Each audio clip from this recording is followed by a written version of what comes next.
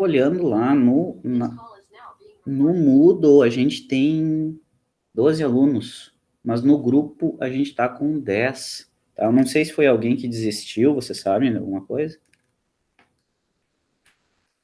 Não? Não. Bah, eu não sei dizer. Vou ver se eu entro em contato individual com esse pessoal, então, para a gente trocar ver o que está acontecendo. Bom, vamos lá, vamos conversar então. Na última aula, a gente conversou basicamente sobre o projeto do indutor. Na aula anterior, nós tínhamos começado a fazer a análise do conversor, né? A gente tinha se dedicado a fazer a análise, ou seja, entender as etapas e tal, e daí na última aula a gente entrou na parte de projeto, tá bom? Hoje a gente vai entrar na parte do projeto físico do indutor, tá? Eu vou abordar todos os pontos mais pertinentes com relação a uma metodologia específica de projeto para o indutor, para definir a parte física desse elemento, tá bom? Então, essa é a ideia da nossa aulinha aqui. Então, o que a gente já viu até então, tá? Uma coisa que eu quero que fique sempre clara na cabeça de vocês aí, que você sempre se lembre o que a gente está falando, né? Os circuitos, a ideia, o que a gente está estudando aqui, o circuito padrão é esse que eu venho mostrando para vocês aqui há bastante tempo, que é uma fonte chaveada, né? Qual que é a ideia, qual que é a função desse circuito aqui?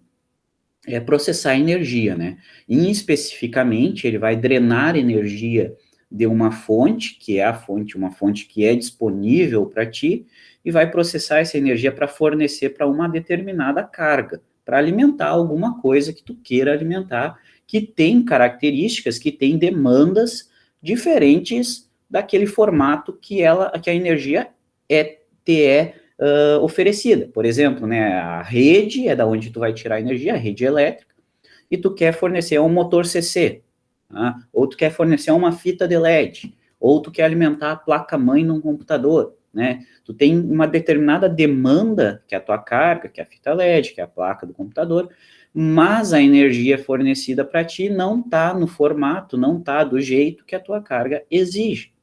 Então, para fazer essa manipulação, para transformar a energia da forma como ela é ter oferecida para aquilo que a carga exige, existem as fontes chaveadas, tá? Que é basicamente um circuito eletrônico que vai manipular tensão e corrente para fornecer para a carga aquilo que ela quer. Tá? E pensando especificamente em fontes chaveadas que são alimentadas a partir da rede elétrica, tá? São alimentadas a partir da rede elétrica, a gente tem essa estrutura padrão que eu venho mostrando aqui para vocês. Então, que ela vai ser conectada na rede elétrica através desse circuitama todo aqui, né? Que vai ter um estágio de retificação, com filtros e tudo, que o objetivo é sintetizar uma tensão CC. Depois, essa CC ela é controlada através de um estágio de conversor de potência, ou um conversor chaveado, que a gente diz, para sintetizar a saída. E quem controla tudo isso é um circuitinho de comando aqui embaixo, que está representado aqui embaixo por esse circuito, que vai manipular, que vai acionar um interruptor controlado. Então, esse estágio de potência que vai pegar a tensão depois da retificação e vai gerar a tua saída, ele é controlado por um circuitinho de controle, que é um chipzinho que vai gerar um sinal PWM para uma chave controlada. Tá? Nesse caso aqui, a chave é esse elemento aqui, tá? Está até coladinho no dissipador aqui, parafusado no dissipador. E esse estágio de potência é um conversor chaveado lá, é um buck, é um boost, é um buck boost, enfim, dependendo da tua aplicação, vai ser um conversor diferente ali dentro. A gente está analisando o mais típico para fontes chaveadas, que é a topologia flyback, tá? Então, a gente primeiro começou a estudar o flyback, tá? Então, só fazendo o link aqui de novo, a parte de controle, né, como é sinal, geralmente ela vem embaixo da tua placa, no formato SMD, que serve, tudo isso aqui serve para gerar o sinal PWM, que vai abrir e fechar essa chave, e monitorar a tua saída para ver se está tudo ok ou não. Enquanto por cima, geralmente, tem a parte de potência, né?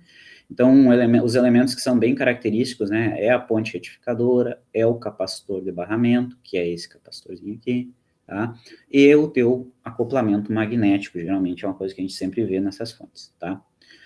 Então, eu disse aqui para vocês que a principal topologia que a gente vê em fontes chaveadas é o conversor flyback, tá? E daí a gente começou a analisar esse conversor, a gente simplificou todo esse circuito para enxergar só o conversor flyback, a estrutura mais simples desse conversor, que está aqui, e daí em cima dessa estrutura a gente tinha que aprender a analisar, tinha que aprender a projetar, né?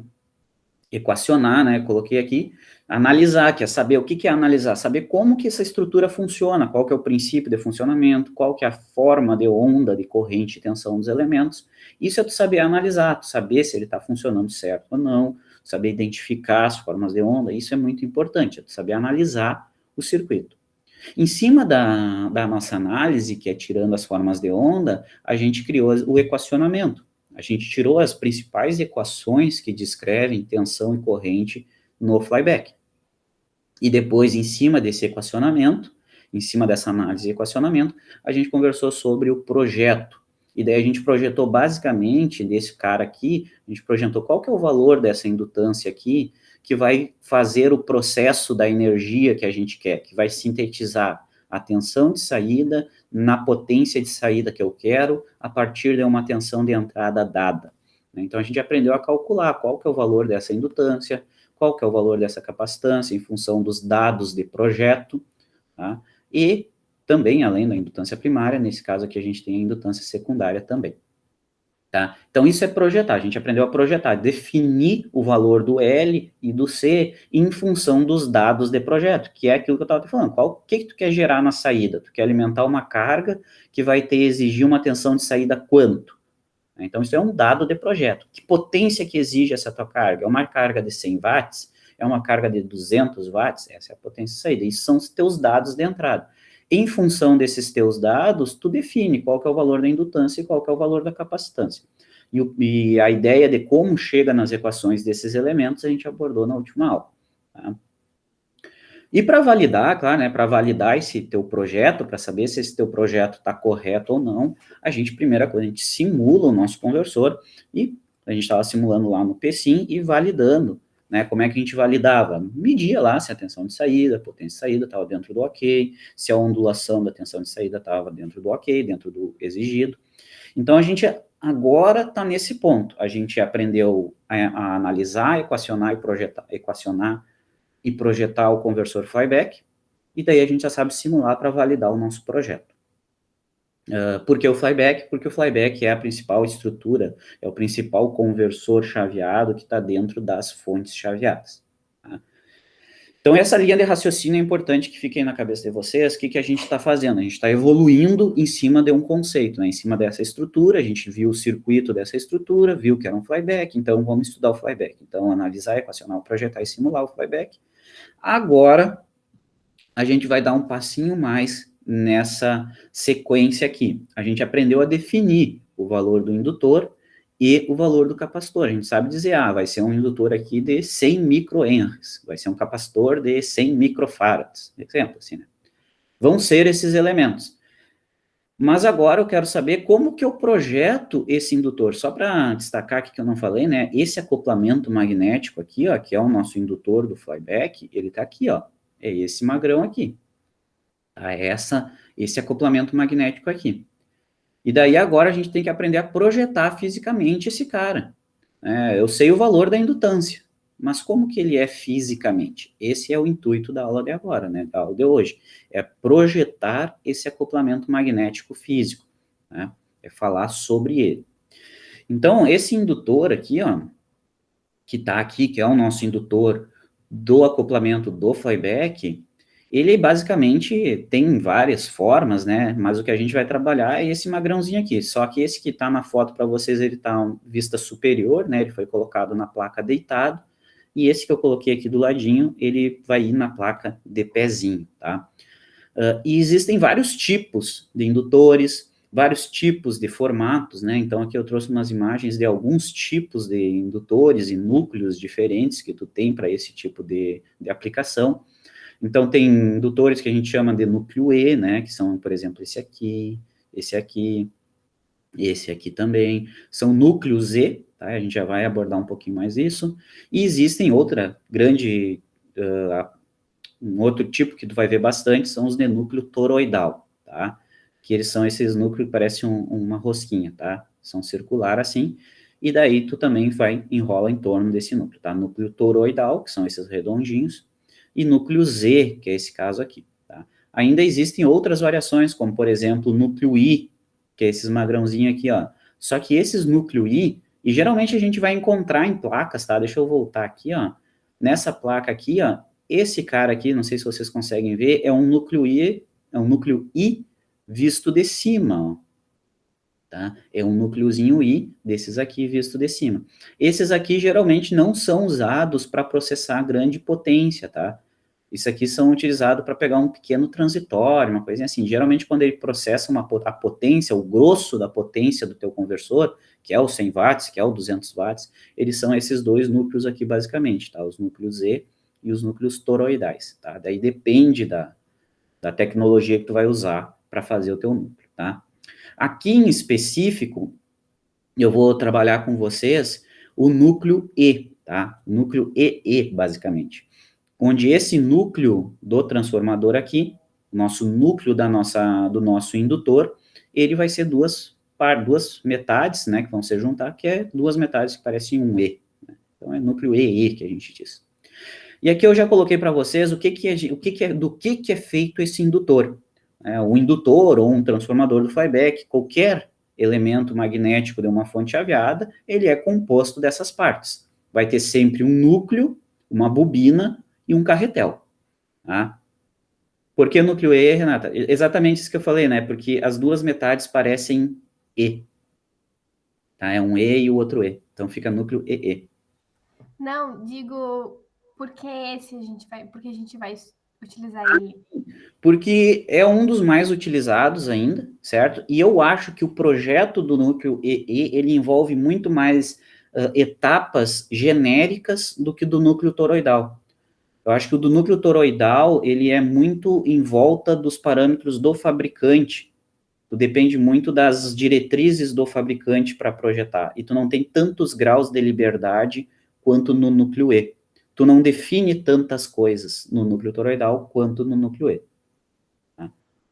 Tá, não tem a ver com eficiência. Diretamente assim, não. Uma coisa que a gente vai aprender a calcular aqui no núcleo E, tu tem a liberdade de definir o entreferro desse núcleo, tá? Do núcleo E.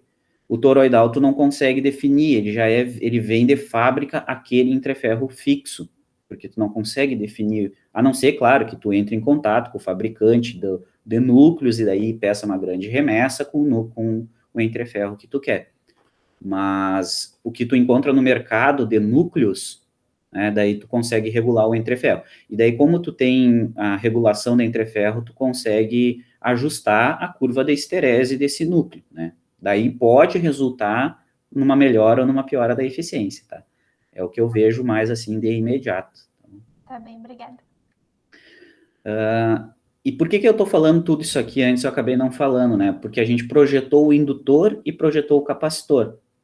O capacitor, que é o elemento de saída aqui, ó, que são os tamborzinhos aqui da nossa fonte chaveada, esses elementos, eles existem comercialmente em valores fixos, né? 100 micro, 120 micro, 200 micro, existem vários valores fixos de capacitância, certo? E para definir um capacitor, basicamente, a gente tem que saber a capacitância dele e a tensão máxima que ele vai suportar. Então, se, por exemplo, as fontes chaveadas, lá, os exemplos que eu dei para vocês, vocês calcularam que um capacitor de saída aqui tem que ser 200 microfarads, tu vai lá e pega o comercial mais próximo desse valor, que existe 200 micro, então tu compra um de 200 micro. Para que tensão? Bom, a tensão de saída do teu conversor é 100 volts, então tu vai pegar no mínimo um de 100 volts. Tá? Então, ele é mais, são fixos os valores e não depende tanto das características do teu conversor. O teu capacitor que tu vai escolher, que tu vai comprar, depende da capacitância que tu quer que ele tenha e da tensão que ele vai suportar. Só disso. Tá? Basicamente, só isso. Claro, tem efeitos de temperatura e coisas assim que a gente pode analisar também, mas para definir o valor físico, o capacitor físico, é em função disso. Isso aí eu tinha que ter comentado um pouquinho antes. Já o indutor não é bem assim. O teu indutor, tu precisa o teu indutor para tua fonte chaveada A tua fonte chaveada, ela tem uma frequência que tu que definiu, tem uma corrente que tu que vai definir em função do funcionamento desse conversor. Ele tem a tecnologia de núcleo que tu vai usar, depende. Se tu usar um núcleo ferrite ou núcleo amorfo, que são outros materiais para esse núcleo, vai mudar completamente o teu indutor. A corrente que o teu indutor vai processar vai mudar completamente o teu indutor. Então, são muitos fatores que são, por exemplo, assim, próprios da tua fonte chaveada que vão influenciar no projeto do teu indutor. Então, dificilmente tu vai achar um indutor comercial exatamente para a tua fonte. Muito dificilmente, sempre tu vai ter que fazer o projeto físico do teu indutor para cada fonte. Claro, tu pode usar um indutor de outra que é muito parecido, pode, mas não vai ser o indutor da tua fonte projetado para os teus dados. Ele suporta, ou vai ter perdas maiores, ou enfim, em algum momento vai ter um estresse maior, mas o projeto físico de um indutor, ele é próprio para cada aplicação, ele é próprio para cada fonte chaveada. Tá?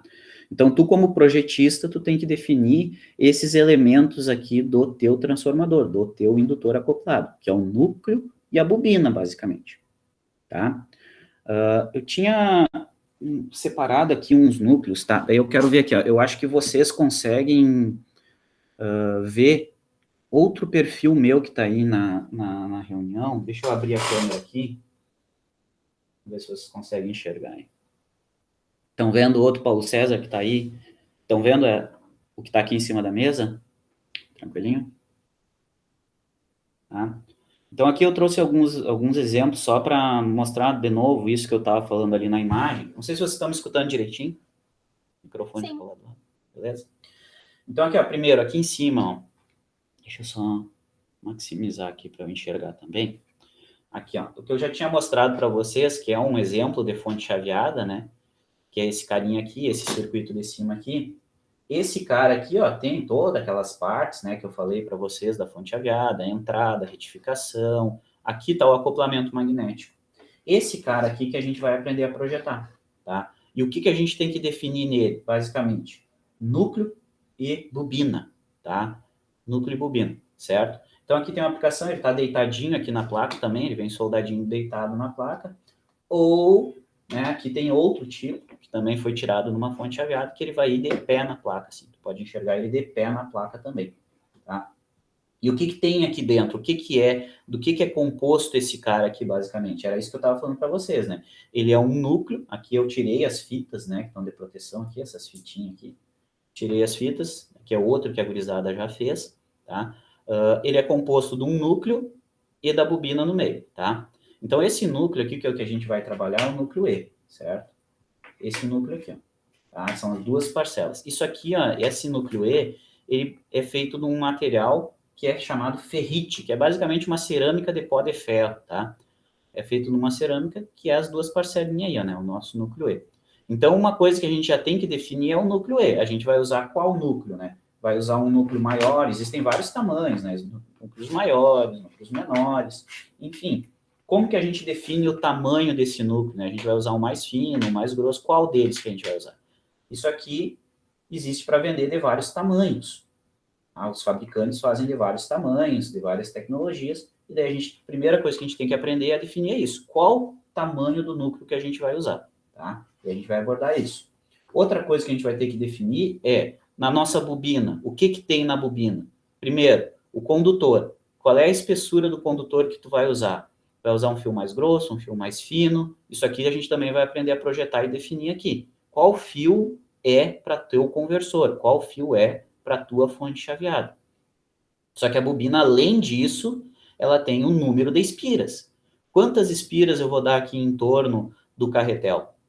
Certo? A gente já sabe, pelo projeto, definir a relação de espiras N1 para N2, ou NP para NS. Lá pelo projeto, a gente definiu para garantir o modo de condução descontínua. Mas quantas espiras realmente? Pode ser qualquer número de espiras, contanto que obedeça à relação de transformação? Não é. Então, a gente vai aprender a calcular um número de espiras também, certo? Então, a gente tem que definir isso aqui, a espessura do fio, número de espiras e qual o núcleo que a gente vai usar. No momento que tu define o núcleo, geralmente tu já tem o carretel associado a ele, né? O carretel é onde tu vai botar a bobina. Tá? Então, esse carretel que vai aqui no meio, ó, tu vai enrolar a bobina nesse carretel e chablau, aqui no meio do núcleo, e tá feito o teu indutor. Tá? Fechou, fita, fita, fita, pá, soldou na placa, funcionou. Tá? Então, basicamente, as partes que a gente vai ter que projetar são isso que eu falei aqui para vocês. É qual núcleo, qual bitola de fio e quantas espiras. Essas são as grandes respostas que a gente tem que ter para definir o nosso indutor. Bom? Belezinha? Então, a gente vai abordar essas partes. Basicamente, o que a gente vai abordar é isso aí, tá bom? São, quando o nosso indutor, aqui voltando para o slide agora, ele é composto dessas partezinhas aí. Tranquilo? Todo mundo acompanhando? Sabe o que a gente vai calcular ou não? Então, definir núcleo e bobina, tá? Para definir o núcleo, basicamente a gente vai consultar uma tabela de núcleos. Existem já esses tamanhos de núcleos, eles são definidos. Os fabricantes fabricam de tamanhos padrão esses núcleos, né? Então, aqui tem uma tabela bem pequena, na real, existem muito mais tipos de núcleos, ó. Tem o núcleo 20, 37, isso aqui são esse número que vem depois do núcleo E, né? O E para dizer que é núcleo E, esse que está na imagem, e o número que vem depois é relacionado às dimensões do nosso núcleo. Então, tu tem largura, altura e profundidade, né? Então, tu tem o 37, 3014, 4015. Quanto maior o número aqui, maior é teu núcleo, né? Fisicamente, as dimensões desse núcleo. E como que a gente vai escolher, que nem os que eu estava mostrando ali para vocês, né? Eu mostrei 3 de tamanho diferente. E como que eu escolho cada um deles? A gente vai usar a metodologia chamada AEAW, tá? Que serve para consultar essa tabela e escolher qual desses núcleos que nos serve. Ou seja, basicamente a gente vai calcular o valor do AEAW que a gente precisa e vai consultar essa tabela aqui. A gente vai calcular, vai achar a equação desse AEAW aqui e vai calcular para o nosso flyback. Então, hoje, se a gente seguir a sequência, hoje o que a gente já tem? A gente tem o valor do indutor, o valor do capacitor, as formas de onda, de tensão e corrente no nosso conversor. Usando esses elementos, junto com teus dados de entrada, que é a potência de entrada, a tensão de entrada, enfim, frequência de chaveamento, em função desses parâmetros, desses dados, a gente vai calcular o AEAW que a tua fonte chaveada precisa. Ah, precisa de um AEAW-X? Ah, beleza, daí tu vem aqui na tabela e vê qual que eu posso usar. Achou qual que eu posso usar, definiu o núcleo. Tá? Então, a gente vai achar a equação desse AEAW e vai vir na tabela, vai consultar a tabela, qual que é o núcleo que me serve. E daí tu vai escolher o núcleo em função desse parâmetro AEAW. Tá? E esse AEAW, o que é esse AEAW, tá? Esse AEAW é o seguinte, se a gente pegar o nosso indutor, tá? Que a gente estava conversando agora há pouco, que são duas metades E, né? São essas, ele separado tá aqui, ó. O AE, né? O AE dentro do nosso núcleo é a área daquela perna central, onde o teu carretel vai vir em volta aqui, ó. Tá? Então, se a gente pensar no núcleo aqui, ó, a bobina, ela está enrolada em torno da perna central do nosso núcleo, que é aqui, ó. A área dessa perna central é o chamado AE, tá? É o AE do nosso acoplamento magnético. E o AW é a área da janela que tu tem para colocar essa bobina. Então, aqui, ó, tem uma representação do que seria o indutor, né? A bobina enrolada no acoplamento das duas partes E, né, do nosso núcleo, né, aqui quadrado é o núcleo, a bobina em torno do núcleo. Então, o AW é essa janela aqui, ó, é a área dessa janela aqui, que ela limita para nós, basicamente, o tamanho da tua bobina. Ela limita para nós o tamanho da bobina que a gente pode colocar nesse núcleo. Então, essa aqui é a nossa AW. E o AE é a área da perna central, a área de seção transversal da perna central. Então, tu tem duas dimensões físicas do teu núcleo que a gente vai calcular o produto delas. A gente vai calcular o AE/AW, ou seja, a gente vai calcular o produto da área AE pela AW. Por que a gente vai calcular esse produto? Porque daí a gente pode consultar a tabelinha e aferir. Ah, o núcleo que eu vou usar é o núcleo 20. Não, é o núcleo E37, em função desse AE/AW.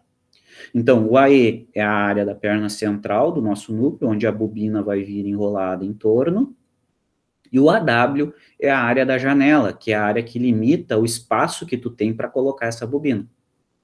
Tá? Entendido mais ou menos? O método é a gente encontrar uma equação pro AE/AW em função dos parâmetros do nosso circuito. Tá?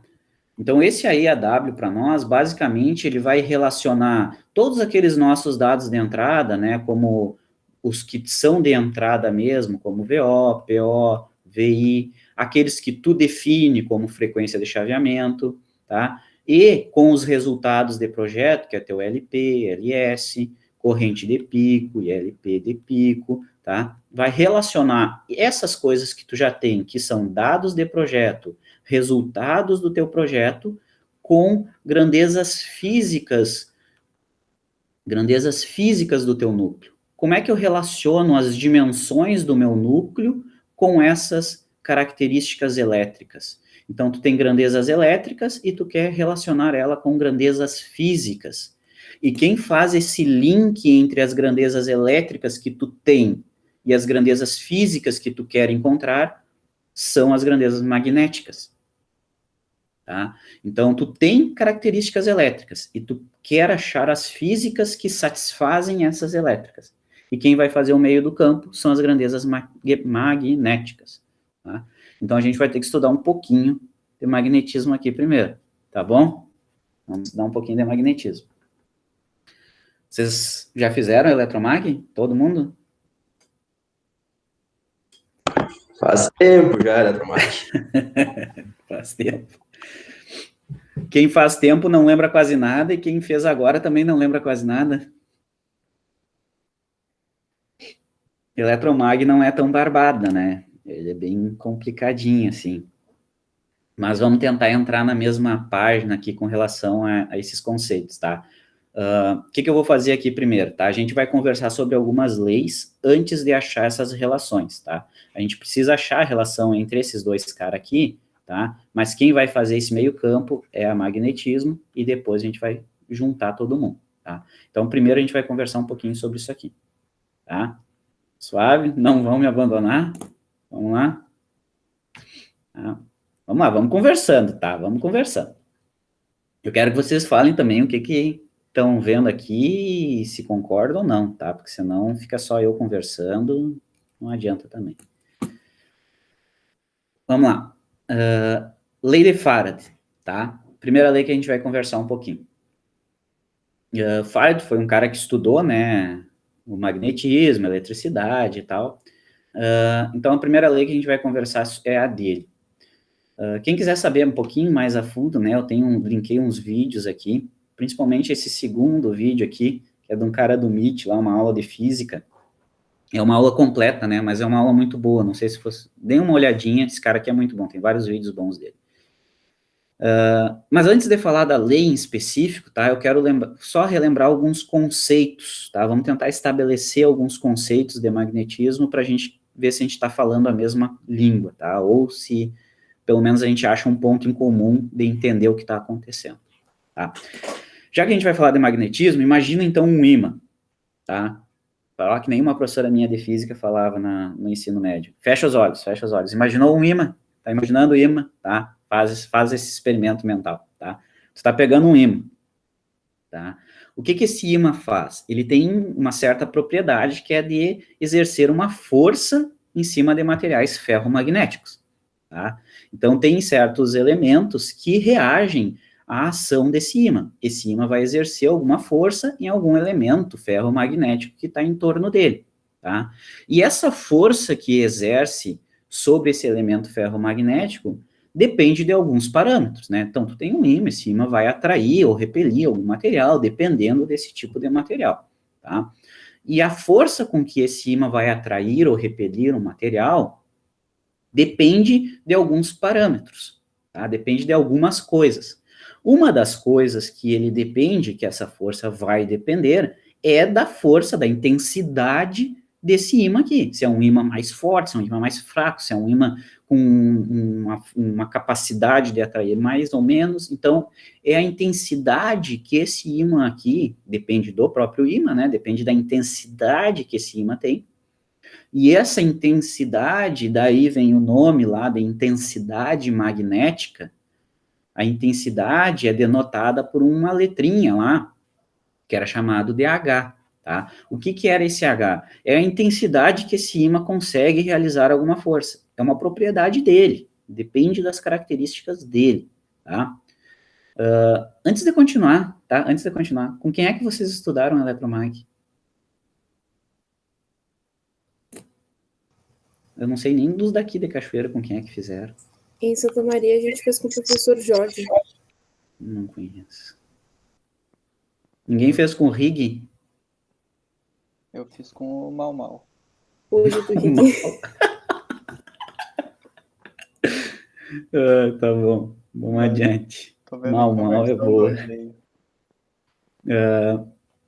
Então, do que depende a força que esse ímã vai exercer em algum elemento que tiver aqui em volta dele? Uma das coisas que depende é da intensidade desse ímã. E essa intensidade é uma propriedade dele e é denotado pela letra H, é a intensidade do próprio ímã, tá? Isso é uma coisa dele, né? A capacidade que ele tem de atrair ou repelir, lá dependendo da característica de quem tiver em volta. Outra coisa que depende é aonde que vai estar esse elemento, né? Então, se eu botar, por exemplo, um elemento aqui, ele vai sofrer uma força de atração ou repulsão desse ímã, diferente de que se eu botar o elemento aqui. Vai exercer uma força sobre esse elemento, então eu posso representar que vai exercer, por exemplo, uma força vetorial, e essa força depende, né, esse vetor depende da posição onde ele está em volta do ímã, se está mais perto, se está mais longe, se está aqui em cima, se está aqui embaixo, depende do lugar que ele está em torno do ímã, certo? E depende, o sentido dessa força também, depende da posição no espaço, da posição nessa região em torno do ímã que ele está. Se essa força, ela depende, ou seja, como que o ímã exerce essa força sobre essas cargas ou sobre esses elementos, depende da onde que ele está situado, se está mais perto, se está mais longe, se depende da região do espaço onde ele está situado, eles usaram, e daí quando eu falo eles, são os estudiosos de magnetismo, né, eles usaram uma representação comum, que é a representação de campo, tá? Essa representação de campo, que não é só usada em magnetismo, mas é usada em outras áreas, representa isso, quando o que um elemento faz sobre o outro depende de posições em torno desse elemento, depende do espaço, depende da onde no espaço que está o elemento. Então, se depende de onde está, eles usam uma representação denominada representação através de campo. O que essa representação através de campo diz para nós? É um jeito de tentar explicar o que está acontecendo. Como depende de onde está, eles disseram assim, não, então existe a representação em torno de campo, que define basicamente uma região em torno desse elemento, que dependendo do lugar dessa região onde está o teu corpo, ele vai sofrer uma força diferente. E essa representação por campo que leva para nós o conceito de campo magnético. Tá? A representação dessa região no magnetismo, para nós, é o campo magnético. O que é o campo magnético? É uma representação da potencialidade desse H exercer uma força no que está em volta dele. É uma representação gráfica da potencialidade desse ímã atrair ou repelir alguém. Isso que é campo, tá? É uma representação gráfica. Tá? Não é que o campo é algo físico que existe em torno do elemento. Não é, é uma representação matemática. Tá? É uma representação matemática daquilo que está sendo observado. O que eles observaram? Que dependendo de onde eu colocava, tinha um comportamento diferente. Depende de onde eu estou colocando, então vamos usar o conceito de campo para representar isso aí. E daí eles definiram esse conceito de campo, e daí tu tem a representação através dessas linhas, né? Essas linhas são as linhas de campo, das linhas de campo magnético, que representam como que esse corpo vai se comportar em torno do teu ímã, aqui nesse caso, tá? Então, o H seria toda a potencialidade desse ímã, seria a intensidade desse ímã, e para representar no espaço essa intensidade, como que ela se distribui, digamos assim, utiliza o conceito de campo, que é desenhar a região como que se comporta, tá? É a distribuição desse H no espaço, basicamente, tá? Em função disso, em função dessa representação, daí começam a desdobrar algumas coisas, né? Como o campo agora, a tua intensidade magnética, tu está representando ela distribuída através do campo, tu começa a ter essa representação por linhas, tá? E esse número de linhas, essa concentração de linhas, se tem mais linhas para representar ou se tem menos linhas, e a distribuição dessas linhas, daí eles denominaram de fluxo magnético, tá? Que é basicamente a distribuição dessas linhas, como que elas se distribuem no espaço. A distribuição delas é o nosso campo magnético. E essas linhas, a concentração delas e como que elas estão distribuídas, é o denotado fluxo magnético. Porque se tu pensar assim, é como está fluindo aquelas linhas, né? Como que elas estão fluindo na área, no campo, em torno desse ímã. Daí vem a denotação de fluxo, tá? Então, voltando, ó, o H é aquela intensidade do ímã. Se é um ímã mais forte ou um ímã mais fraco. Se ele é mais forte ou mais fraco, é o H. Como que esse H exerce força em torno dele é representado por campo. A distribuição das linhas de campo, que representam basicamente como que a força vai exercer, eles denominaram de fluxo. H é a intensidade do cara, as linhas, a distribuição das linhas é o fluxo, tá? E, em cima disso, outro nomezinho que foi dado, uma coisa muito usual, era tu pensar assim, ó, em vez de eu pensar em todas as linhas de fluxo do meu ímã, todas as linhas aqui, eu vou pensar essas linhas em uma determinada área. Eu não quero saber em todo o redor do ímã, eu quero saber, por exemplo, numa determinada areazinha aqui. Vamos dizer que isso aqui é uma área A, tá? Se eu pensar numa área limitada do espaço em torno desse ímã, eu vou ter certas linhas de fluxo cruzando aqui, eu tenho um campo representado aqui dentro dessa área, ou seja, eu tenho o comportamento do ímã representado dentro dessa área. Se eu considerar essa área de análise, essa minha área fechada aqui, onde vão cruzar as linhas, eu posso dizer que dentro dessa área estão cruzando X linhas de fluxo. Estão cruzando tal número de linhas. E como tu tem uma área definida e tu tem fluxo cruzando nessa área, eles denominaram uma outra variável, que é a nossa densidade de fluxo. Ou seja, numa determinada área, como é que estão distribuídas aquelas linhas de campo, né? Então, isso aí é a tua densidade de fluxo. Dentro de uma determinada área, quanto fluxo tu vai ter naquela área. Lembrando que esse fluxo é basicamente as linhas do campo, sendo que as linhas do campo é a representação espacial da intensidade do teu ímã. Tá? Então, só lembrando esses nomezinhos, porque a gente vai usar alguns agora, daí eu queria tentar botar a gente na mesma página, tá? Claro que não é tão simples aqui, tá? Não é uma coisa assim, tipo, um liga no outro e valor constante, como eu tô colocando. Tudo depende da distribuição espacial, né? Então, por isso que vem umas contas bem bruxa lá, que depende do ângulo, depende de como que isso está sendo inserido, depende de vários outros fatores, tá? Mas, basicamente, é isso. A intensidade do ímã a gente representa por H, a intensidade é se ali é um ímã mais forte ou menos forte. Como que esse ímã atua em torno do espaço depende da posição, então, representa por linhas de campo, que é a representação por campo. Essas linhas de campo são denominadas fluxo, se tu definir uma área de análise, o número de linhas que cruzam ali, o fluxo que tem ali naquela área, é denominado densidade de fluxo, tá? Então, essa aqui nós vamos chamar de intensidade magnética. Essa minha letra bem bonita, intensidade magnética. Esse aqui a gente vai chamar de fluxo magnético, que é a distribuição das linhas do campo. E essa aqui é a densidade de fluxo. densidade, né? É uma densidade, não é que seja alguma coisa que existe aqui de fato, é a densidade. Densidade é o quanto tu tem por aquela área. Tá? Lembram disso mais ou menos? Deu para dar uma situada?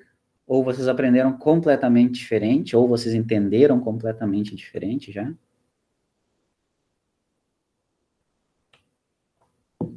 Tá muito bem explicadinho, hein? Tá muito bem simplificado, isso sim. Isso aqui é bem mais complexo, né?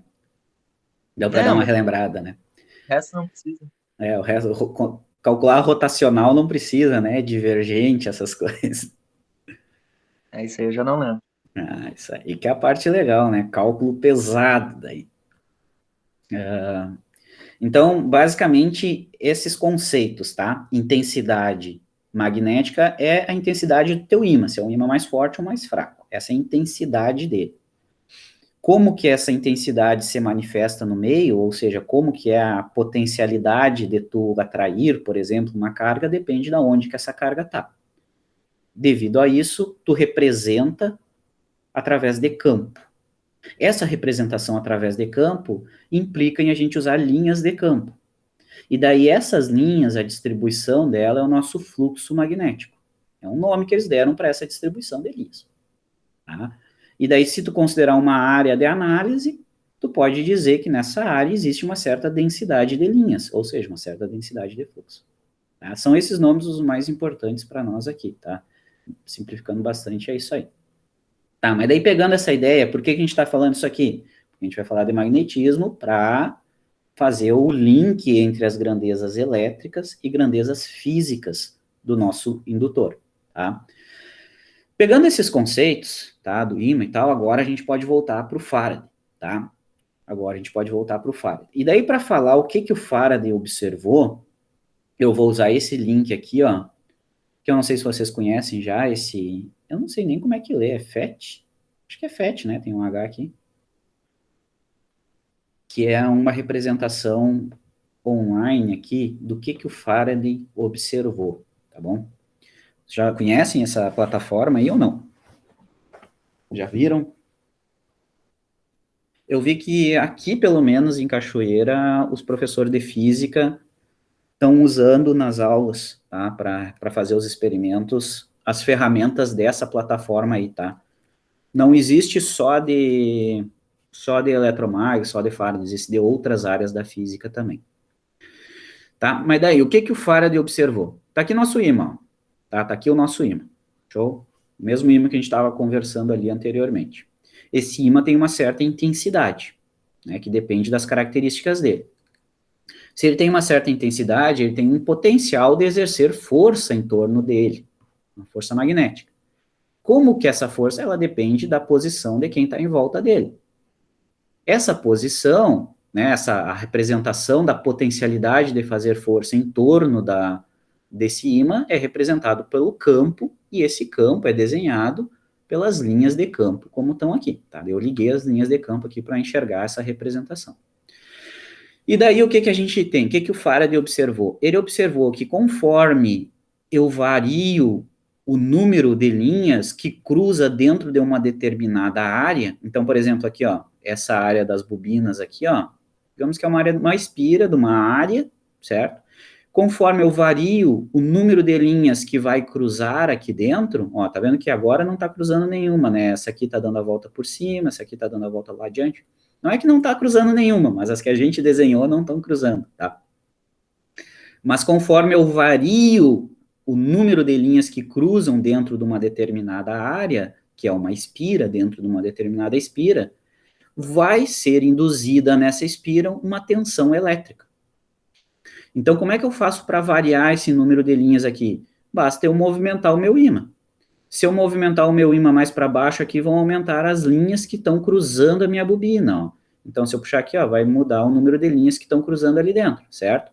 E conforme muda essas variações, conforme muda o número de linhas que passa ali dentro, ó, conforme muda o número de linhas, essa variação induz uma tensão elétrica nos terminais da bobina, tá?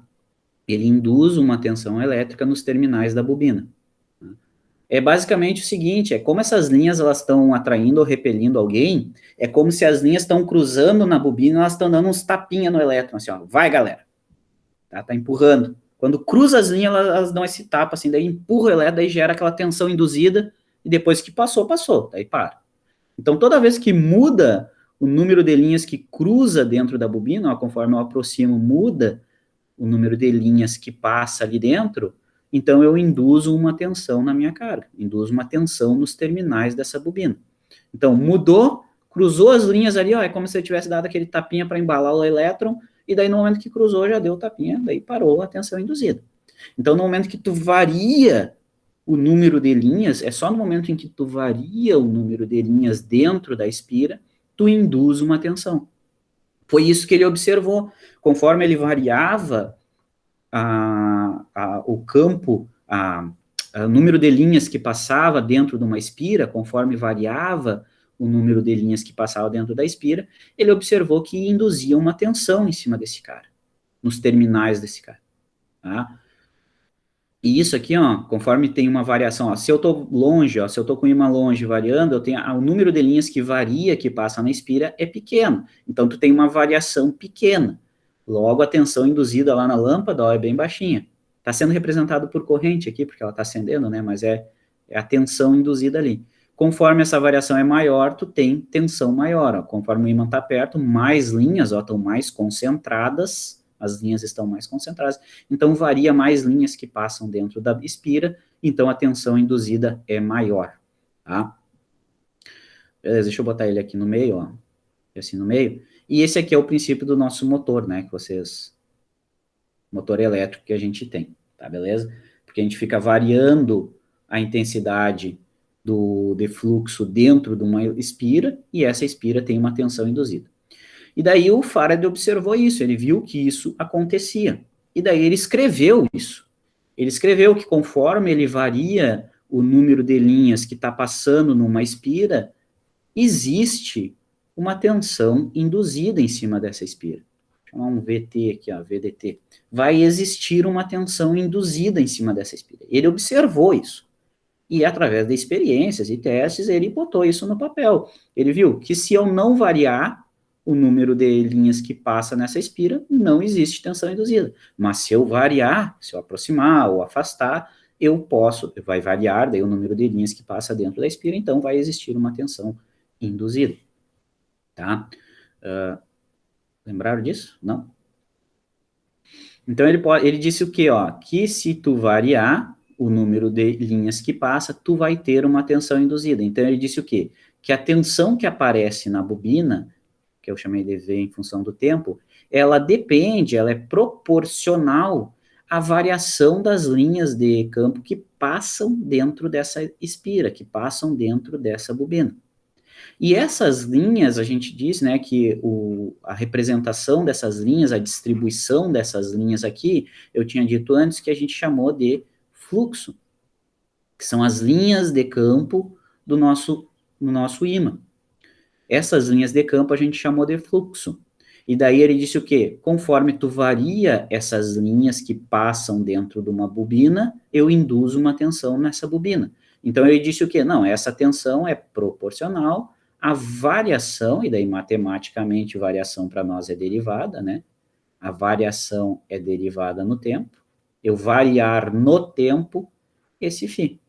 Se eu vario o φ que passa dentro de uma espira, se eu vario o φ, ou seja, vario o número de linhas, eu induzo uma tensão.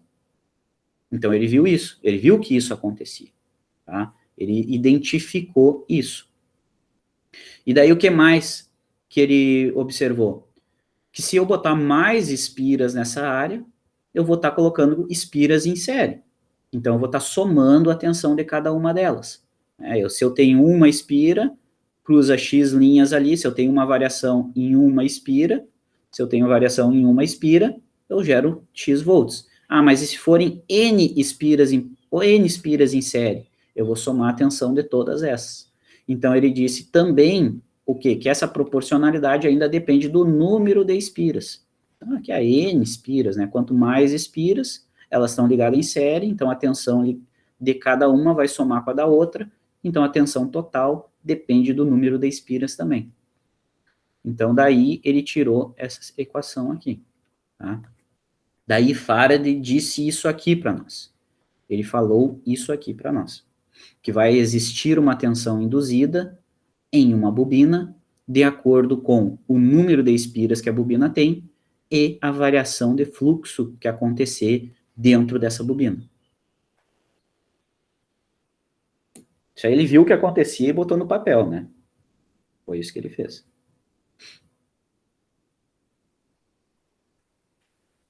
Mais ou menos? Vamos lá. Tá, ele falou isso. Tá, beleza.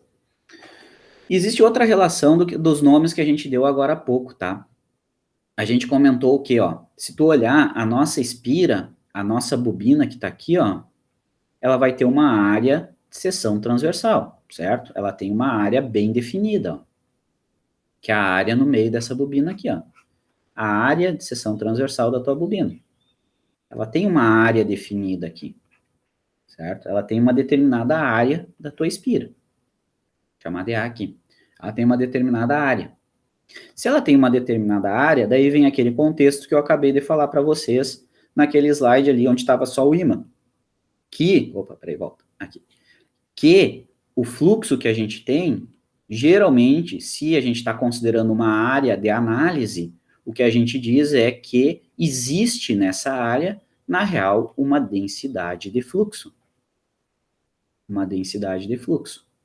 Porque daí eu estou colocando a área da minha bobina no meio. Por quê? Porque se tu fizer uma bobina maior, vai ter mais linhas de fluxo, mas se tu fizer uma bobina menor, vai ter menos linhas de fluxo, certo? Então, depende da área. E essa dependência, a gente chama lá, que eu dei o nome antes para vocês, de densidade de fluxo, porque é o número de linhas que vai passar naquela área ali definida. Então, depende da área. Esse fluxo que passa na minha bobina, esse φ aqui, ó, ele depende da área da minha bobina. Ele depende da área da bobina. Então, tu representa ele, na real, pela densidade dele, que é o B. E daí, se eu trocar, né, daí eu posso reescrever, né, que o φ, então, é a densidade que multiplica a área. Tá? É a densidade que multiplica a área, só isolando aqui, eu posso trocar ele na nossa equação agora. E daí eu posso escrever, então, que a tensão induzida na bobina, ela depende do quê? Do número de espiras da tua bobina, depende da área da tua bobina e depende da variação de densidade de fluxo. Tá? Então, a gente pode chegar nessa igualdade aqui só manipulando a equação lá que o Faraday observou e colocando algumas nomenclaturas ali, que no caso foi essa aqui de densidade de fluxo.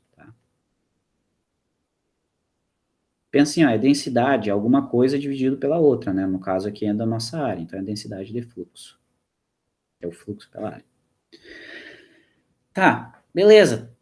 Tá indo, ladainha, equação, representação de fenômeno físico, né? Se eu botar no papel o que está acontecendo de verdade, eu posso escrever dessa forma, badabim, badabum. Só que por que isso aqui está sendo útil para nós? Porque se tu observar aqui, ó, nessa equação que a gente chegou agora, a gente tem uma coisa aqui, que é a tensão na bobina. A tensão na bobina é uma grandeza elétrica, certo? N é o número de espiras. N é o número de espiras. Opa, já é uma grandeza física. Área também é uma grandeza física, que é a área no meio dessa bobina. É a área da bobina, é a área no meio dessa bobina. Opa, também é uma grandeza física. Então, eu já estou indo para o caminho onde eu tenho grandezas elétricas e físicas. Só esse cara aqui ainda que é uma grandeza magnética. Tá? Que é uma grandeza magnética. A gente vai trabalhar um pouquinho mais em cima dele para tentar solucionar a nossa relação entre grandeza física e grandeza elétrica. Tá? E daí o seguinte, eu quero só contextualizar, tá, mas isso ainda está longe do que a gente tem no nosso indutor, né? O que a gente tem no nosso indutor, basicamente, é a bobina que a gente está conversando, tá aqui ela, então, essa bobina em azul aqui é como se fosse essa bobina aqui. onde o nosso N aqui, ó, então vai ser lá o nosso N da nossa bobina. E esse A aqui, ó, esse A é a área no meio da bobina que a gente conversou aqui, ó. É a área onde vão cruzar as linhas de fluxo. É onde vai cruzar o fluxo. Essa aqui é a nossa área que a gente considerou na conta. Se a gente olhar no nosso núcleo, na nossa estrutura do nosso indutor que a gente vai implementar, essa área aqui é a área no meio da bobina. E se eu olhar no nosso indutor, a área no meio da bobina é a área da perna central. Tá vendo aqui, ó? Claro, não é exatamente a área da perna central, porque a perna central é quadrada, mas é a área que a gente está considerando aqui, ó, no meio da nossa bobina. Essa aqui é a nossa área. Esse aqui é o Azinho lá da equação, ó. Onde no indutor a gente vem chamando ele de AE. Tá? Então aqui está a primeira relação. A segunda é que a nossa bobina vai ter N espiras. Então esse aqui vai ser o N da nossa bobina. Então a gente vai trabalhar um pouquinho mais em cima dessa equação aqui para tentar eliminar essas outras coisas que a gente não tem. Como, por exemplo, a densidade de fluxo, ainda não, certo? Como é que a gente pode relacionar essa tensão com o resto do circuito? Então a gente está fazendo esse caminho aí, tá bom? Então Faraday disse isso aqui para nós, que a tensão numa bobina depende do número de espiras dessa bobina, da área no meio dessa bobina e da variação da densidade de fluxo. Basicamente é que se tu varia as linhas de campo numa bobina, tu induz tensão em cima dela. Isso aqui é a representação matemática desse comportamento que a gente observou ali na simulação. Tá? Estão me acompanhando? Estão perdidos? Mais ou menos. Tá tranquilo. Tá, tranquilo, mas a gente estava falando ali no Faraday, a gente estava falando de ímãs, tá? A gente estava conversando sobre ímãs, que aquele campo magnético é gerado por um ímã, tá? Que a intensidade magnética que a gente estava considerando era gerada por um ímã. Só que, no nosso caso, o nosso transformadorzinho do flyback não tem ímã nele. Não existe ímã no nosso cara aqui, ó. Ele não tem ímã aqui. O que a gente tem aqui, na real, é mais perto do que é chamado de eletroímã. Porque a gente não tem um elemento ímã aqui dentro. Quem gera o campo magnético desse elemento não é um ímã de verdade. E daí, nesse contexto, que a gente visa tentar resolver a equação que a gente chegou aqui, ó, esse B, né? Qual que é a ideia desse B aqui, né? O que isso aqui muda para nós? Tá? O que isso vai mudar para nós? Como é que isso está relacionado com o resto do nosso elemento magnético? Aí a gente usa o conceito de ampere. Tá? O que o ampere viu? Que se tu circulava uma corrente num condutor, tu consegue exercer uma força magnética. Então, se tu coloca corrente num condutor, tu conseguia exercer uma força magnética. E é o princípio de um eletroímã. Não sei se vocês já fizeram esse experimento aqui que o Iberê está fazendo. Já fizeram um eletroímã com pilha, prego ou chave de fenda e um condutor? Nunca fizeram isso aqui? Não sei se vocês estão conseguindo ver a GIF direitinho. No ensino médio aí, só que não No sabia ensino explicar. médio. Feira de Ciências. E não sabia explicar o que estava acontecendo. Tá. Mágica. Divertido. Tá acontecendo mágica. Eletroímã, tá? É isso aqui, ó. É uma bobina alimentada, né? Porque daí tu vai forçar uma corrente nessa bobina, no momento que tu alimenta ela, tu vai forçar uma corrente elétrica nessa bobina, e se circula a corrente em uma bobina, essa bobina gera um campo magnético. Tá? É isso que o Ampère descobriu, que conforme ele passava a corrente em uma bobina, exercia força magnética em torno dela. Isso ele observou, então ele disse assim, não, então eu posso criar um ímã através da corrente elétrica. Através da corrente elétrica eu posso exercer a mesma coisa que um ímã faz, que é um campo magnético. Para saber um pouquinho mais sobre eletroímã, eu deixei uns links aqui, tá? E também a aula do Magrão lá, sobre a lei de Ampère, tá? Que ele faz uma abordagem física aqui, usando não só um conceito olhando de cima, que nem a gente aqui, mas bem legal esses vídeos, tá? Mas daí o que o Ampère observou? Foi exatamente isso. Tu passa uma corrente nessa bobina e essa bobina, ela gera um campo magnético. Ou seja, quando tu fizer uma corrente circular em uma bobina, tu vai criar, tu vai exercer um eletroímã.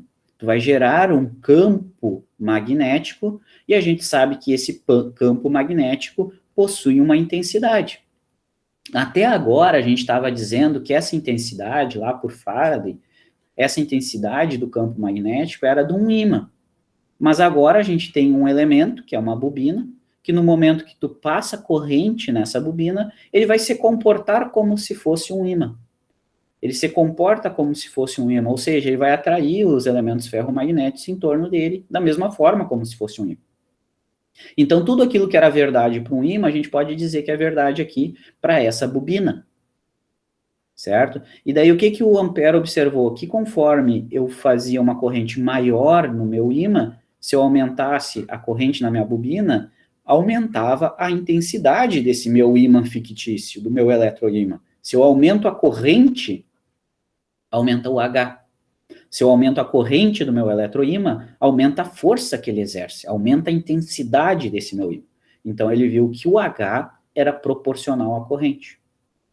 Era proporcional à corrente. Outra coisa que ele observou é que conforme o número de espiras, quantas espiras eu tinha aqui na bobina, se eu aumentasse, deixa eu botar aqui embaixo, sei lá, aqui assim, se eu aumentar o número de espiras, eu aumentava a intensidade desse eletroímã também. Se eu tenho mais espiras, meu eletroímã aumentava a intensidade dele, ele era mais forte, tá? Então, esse carinha aqui, ele deu um número X de espira nesse prego. Se ele botasse mais espiras, tu teria um ímã mais forte ainda, certo? Isso aqui ele observou também. E outra coisa que ele observou era com relação ao comprimento dessa bobina. Se ela fosse muito comprida, esse eletroímã perdia intensidade. Ou seja, se eu fizesse uma bobina muito grande, o comprimento dessa bobina ele chamou de LM, eu diminuía a intensidade desse campo magnético. Tá? Tá, e aí, o que ele fez com isso aí? Ele escreveu essa geringonça aí, tá? Ele escreveu essas relações que eu escrevi de vermelho aqui, ele colocou numa equação também, assim como o Faraday tinha colocado o que ele observou numa equação. E a equação que ele observou, daí ele disse o seguinte, ó, se eu aumento a corrente, aumenta o campo, então eu vou dizer que o campo é diretamente proporcional à corrente. Aumenta o número de espiras, aumenta o campo, então é proporcional ao número de espiras. Faço ela muito comprida, diminui a intensidade, então, dividido por LM. E daí ele chegou nessa relação aqui, que a intensidade do ímã, do eletroímã agora, né, que a intensidade do eletroímã da nossa bobina, ela depende da corrente, do número de espiras e do comprimento dessa espira. Tá? Basicamente isso aqui que ele observou. Ok? Beleza, tá, mas a gente estava falando lá em Faraday, a gente estava falando, tem aquele B que a gente não manja, né? Tem aquele B lá que a gente não sabia o que ia dentro da integral. E agora eu me voltei com H aqui. O que era isso aqui, ó? Era a nossa densidade de fluxo.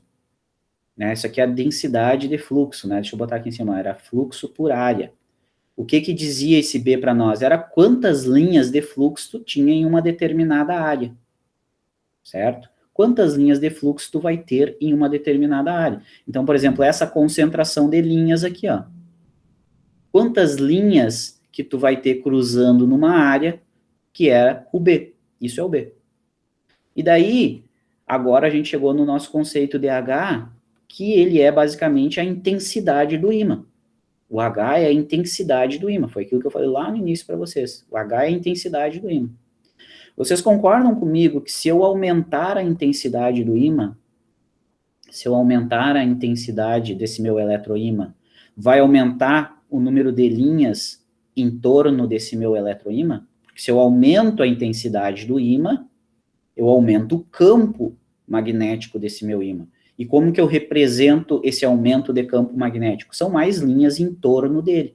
Se ele é um ímã mais forte, um eletroímã mais forte, eu tenho mais linhas em torno desse meu eletroímã. Se eu aumento, né, então se a gente considerar, por exemplo, a nossa areazinha lá de análise, né, uma areazinha ali em torno desse eletroímã, se eu considerar essa área ali, se eu aumentar a intensidade do H, eu tenho um eletroímã mais forte. Eu aumento isso como? Botando mais corrente no meu ímã, por exemplo, ou botando mais espiras no meu eletroímã. eu posso aumentar a intensidade do H. Aumentando a intensidade do H, eu aumento as linhas de campo em torno desse meu eletroímã. Se eu aumento as linhas em torno desse meu eletroímã, tem mais linhas cruzando numa mesma área. Tem mais linhas. Se eu aumento o H, aumenta o número de linhas que passam em uma determinada área. Pô, se aumenta o número de linhas que passam em uma determinada área, está aumentando o B. Porque o B é isso, é o número de linhas que passam numa área, é a densidade de linhas de fluxo numa área. Então, se eu aumento o H, eu aumento o B. Se eu diminuo o H, diminui o número de linhas em torno, então diminui o H. Então, tem uma relação direta entre o B e o H. Eles são uma relação direta. Porque se tu aumenta a intensidade do ímã, tu tem mais linhas em torno desse ímã. Se tu tem mais linhas em torno, se eu considerar a mesma área de análise, eu aumento a densidade de linhas naquela área. Então, se eu aumento o B, aumenta o H. Ou ao contrário, né? Se eu aumento o H, se eu aumento a intensidade do ímã, vai acabar aumentando a densidade de fluxo em uma determinada área. Tá? Essa relação aqui é importante, tá? Tu entender que se tu aumenta a força do ímã, se tu aumenta a intensidade desse ímã, vai aumentar o número de linhas que passam em uma determinada área em torno desse ímã. Tu tá olhando lá, pensando, uma areazinha em torno desse ímã, quantas linhas passa agora? Bom, aumentei a corrente. Se aumentar a corrente, o que acontece? Vai aumentar o H, logo vai aumentar quantas linhas passa naquela areazinha. Tá? Beleza. Então, existe essa relação aí. Tá? Existe essa relação direta entre um e outro. Só que como que se relaciona essa relação? Como que se relaciona a variação de H com a variação de B? É 1 para 1? Como é que é isso? Esse B, lembra aqui comigo, ó, esse B é a concentração de linha que passa, em uma determinada área. Deixa eu fazer a área um pouquinho maior aqui. Ó. Tá? É a concentração de linhas que tem aqui nessa área. Isso é o B. Tá? E do que depende essa concentração? A gente viu que depende do H. Se o meu H é maior, quer dizer que eu vou ter mais linhas gerando em torno dessa bobina. Se eu tenho mais linhas em torno da bobina, é óbvio que vai passar mais linhas dentro daquela área. Então, isso aí que a gente escreveu aqui agora. Só que tem outro detalhe. A concentração, a distribuição dessas linhas aqui, ó, se elas vão ser circulares, se elas vão ser maiores ou menores, se elas vão ser coexcêntricas, se elas vão ser mais dispersas, né? Aqui elas estão, por exemplo, concentradinhas, e tem outras aqui que vão continuar dispersas, ó, tá? Elas vão ser umas linhas mais dispersas. Essas linhas não passam aqui dentro dessa área. Mas existe uma propriedade do meio que a gente chama de permeabilidade magnética. Ouviram falar nesse termo já?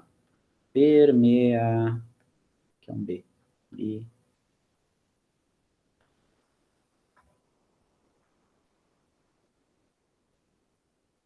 Ainda estão acordados? Estão comigo ainda? Ainda estamos. Permeabilidade magnética, tá? O que é essa permeabilidade magnética? É o seguinte, depende do meio que tu tá considerando, depende do meio que tu tem aqui em volta desse ímã, desse eletroímã, dependendo do meio, a distribuição dessas linhas vai ser diferente. Se for no ar, as linhas se distribuem de uma certa forma. Mas se for num material diferente do ar, elas se distribuem de outra forma. Por exemplo, se eu tiver um material que tem uma permeabilidade maior, as linhas vão se concentrar mais nesse material. É isso que essa grandeza diz para nós. Permeabilidade magnética, denotado pela letrinha Mi, eu consegui desenhar um Mi bonito aqui, ó, denotado pela letrinha Mi, a permeabilidade magnética é uma característica do meio que funciona como se fosse a resistência do meio para as linhas de fluxo. Tu pensa assim, ó, em torno da tua bobina tem essa distribuição de linhas. Se a permeabilidade no meio é muito grande, quer dizer que ela permite permeabilidade, que muitas linhas passem por ele sem esforço. Então, todas as linhas que estão indo em direção a ele vão se concentrar nele. Certo? É como se tu pensasse assim, ó, imagina um mapa, sei lá, o mapa do Rio Grande do Sul. E essas linhas são os rios. Tá? Eles estão fluindo de uma região alta para uma região baixa. É isso que os rios estão fazendo. Se de repente tu viesse em Cachoeira e terraplanasse tudo, se bem que Cachoeira já é baixo, né? Mas tu abaixasse toda a região central do estado, tu afundasse toda a região central do estado, todos os rios iam fluir para esse meio, iam influir para essa região mais baixa. Ser uma região mais baixa significa ter uma permeabilidade maior. Então, se os rios fossem essas linhas de distribuição de campo, e eu viesse aqui na minha área e fizesse uma região mais baixa aqui, ou seja, botasse uma permeabilidade muito alta, quer dizer que todas as linhas iam convergir para esse meio, iam convergir para aquele lugar onde é mais fácil para elas cruzar. Ou seja, esse meio tem uma permeabilidade muito grande, muito maior que a do ar. A do ar é a maior, é a menor, se eu não me engano, não lembro agora direitinho, é 4π, 10 na menos 7, né? Todas as outras são permeabilidades maiores que a do ar, ou seja, sempre que tu tiver um meio perto do teu ímã com uma permeabilidade alta, as linhas de campo vão fluir para dentro dele. Então, o número de linhas que vai passar nessa área aqui, ó, o número de linhas que vão passar aqui depende da intensidade do ímã, que é o H, mas também depende da permeabilidade dessa área aqui, da permeabilidade do meio que eu estou considerando.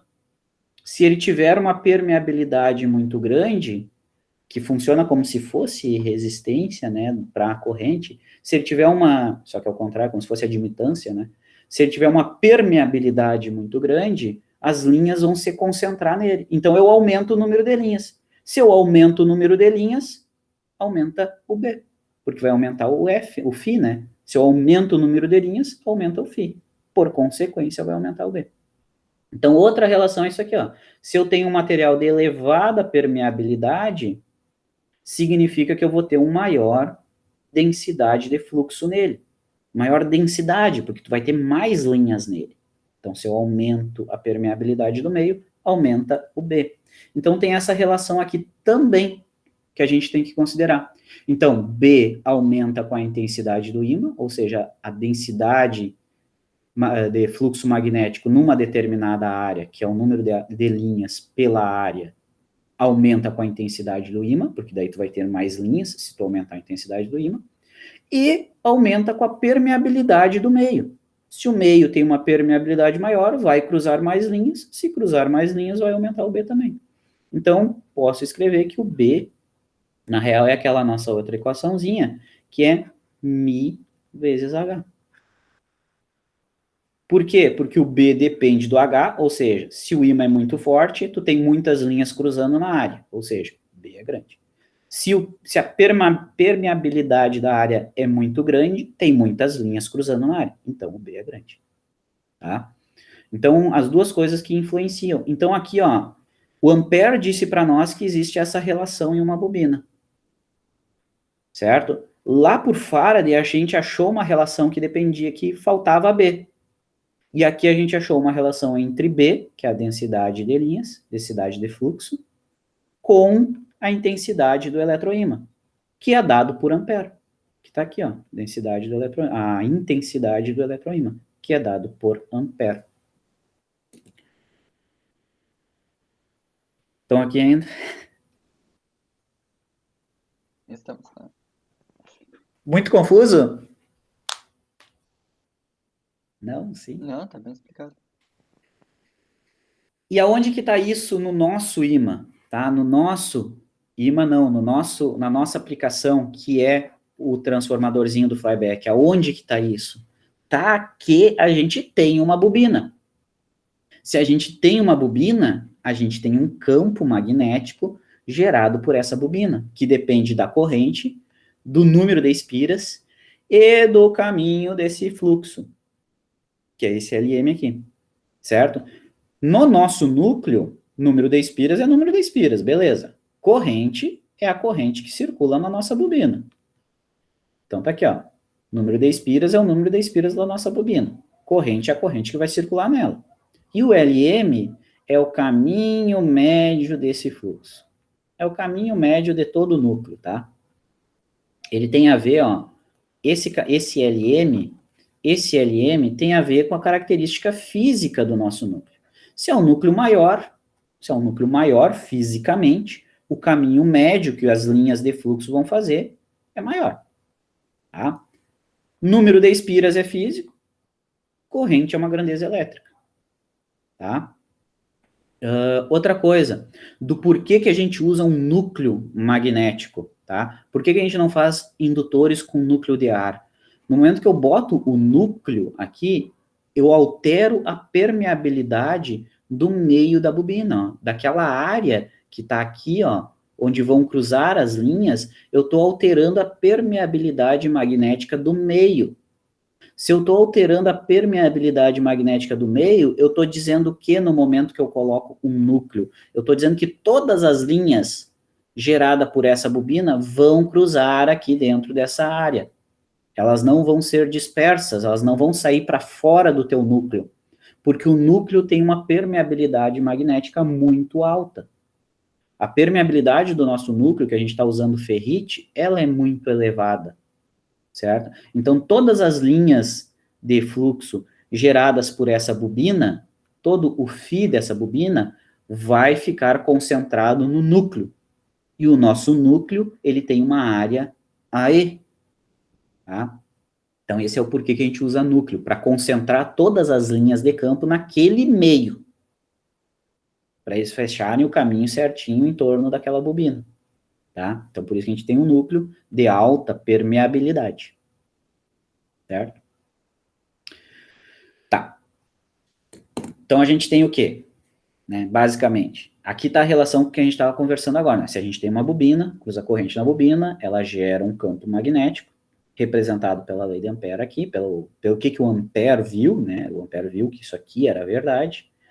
Tá, e aí, aqui nessa equação roxinha a gente tem relação entre grandeza elétrica, grandezas físicas, que é o N e o Lm, e uma grandeza magnética. Lá por Faraday a gente também tinha isso, tinha uma equação que relacionava grandezas elétricas, físicas e magnéticas, tá? Então agora a gente vai juntar essa galera, tá? O que o Faraday falou para nós, tá? Só anotar aqui de novo, ó. O Faraday falou para nós que a tensão induzida em uma espira, ou em uma bobina, melhor dizendo, ela é diretamente proporcional à área daquela bobina, que multiplica o número de espiras daquela bobina, que multiplica a variação de densidade de fluxo dessa bobina. Tá? Isso aqui que ele viu, isso aqui que ele escreveu. Por Ampère, a gente viu o quê? Que a intensidade de um eletroímã depende da intensidade da corrente que passa na bobina desse eletroímã, do número de espiras dessa bobina e do comprimento do caminho médio que vai passar o fluxo. Tá? Então, a gente viu basicamente isso aqui. Olha que aqui a gente tem o B e aqui a gente tem o H. A gente ainda deduziu que existe uma relação entre B e H, vou fazer diferente, que existe uma relação entre B e H, eles são diretamente proporcionais, e essa proporcionalidade ainda depende da permeabilidade do meio. Então, a gente viu essas equações aqui. Basicamente, é isso que a gente tem de equações até agora. Ok? E agora? Vamos juntar isso aí. Vamos juntar isso aí para ver o que a gente consegue, porque essa aqui tem grandezas elétricas, físicas e magnéticas, essa aqui também, grandezas elétricas, físicas e magnéticas, tá? E daí a gente substitui essas coisas para nós agora, tá? Vocês já fizeram isso aqui? Eu acho que toda a disciplina de eletromag faz essa junção aqui. Não sei se vocês fizeram. Ou conversão, quem sabe. Se a gente pensar em tudo isso aqui, ó, tensão é essa bagaça aqui, tá? Vou até trocar de cor agora. Tá? Tensão é aquilo ali, então, ó, a tensão que vai surgir na nossa espira, tá aqui, ó, tensão que vai surgir na nossa espira, tá? V de T.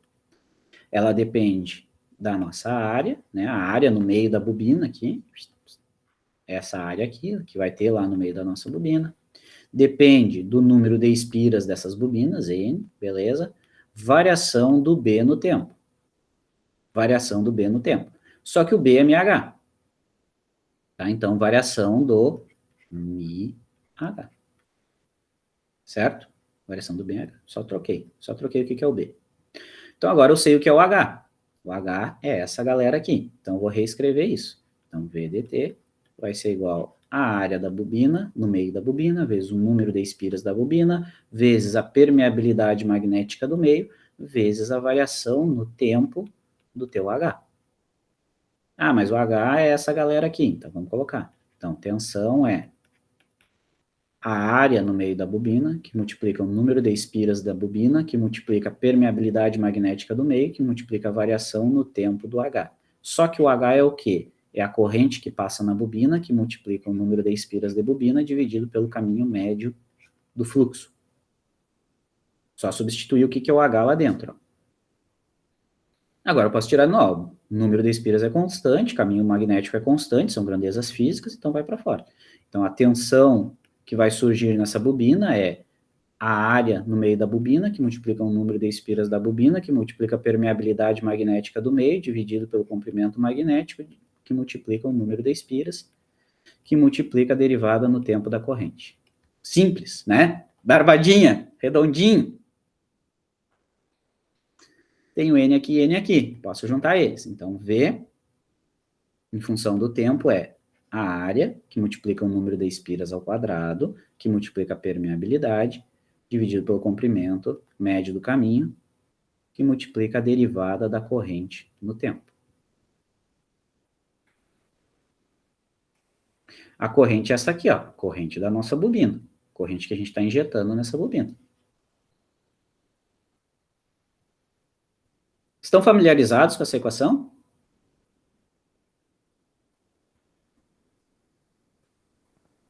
Eu sei que eu já vi ela, mas só agora entendi. O que isso aqui está dizendo? Ó?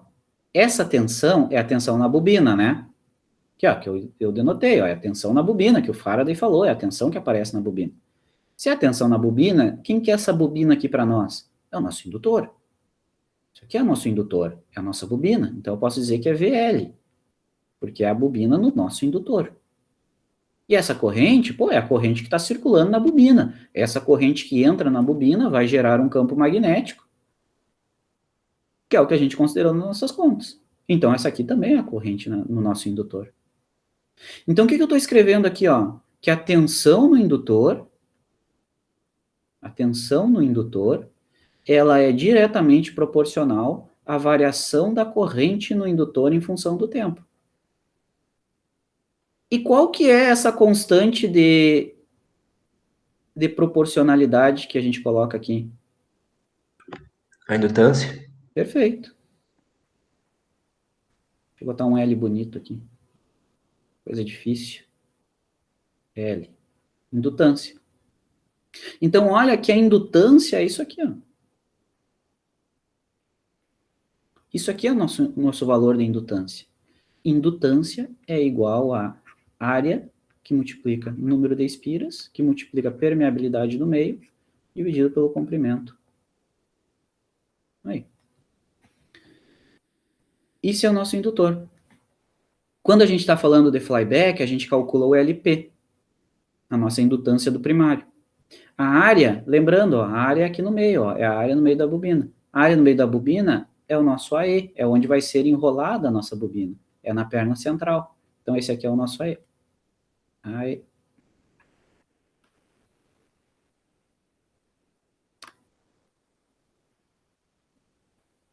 Aí, é o nosso AE. Então, essa bobina é o nosso indutor primário, é o indutor do nosso flyback.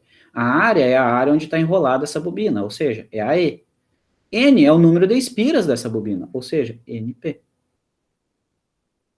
Tá? Então, aqui está a equação do nosso indutor para o nosso flyback. Tá? Aqui eu tenho uma relação agora, ó, aqui já na tensão, né, na equação da tensão aqui, eu tenho uma relação entre grandezas elétricas e grandezas físicas do nosso circuito, que é o número de espiras, o AE, o LM e o Mi. Tá? Então, tu já tem uma relação entre essas grandezas. Belezinha? Tá?